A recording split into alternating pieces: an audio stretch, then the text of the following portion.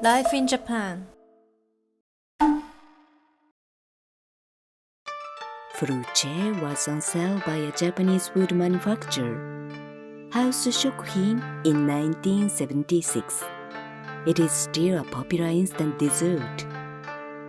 A box has a pouch containing pulp paste. Add milk to this paste and mix until it hardens.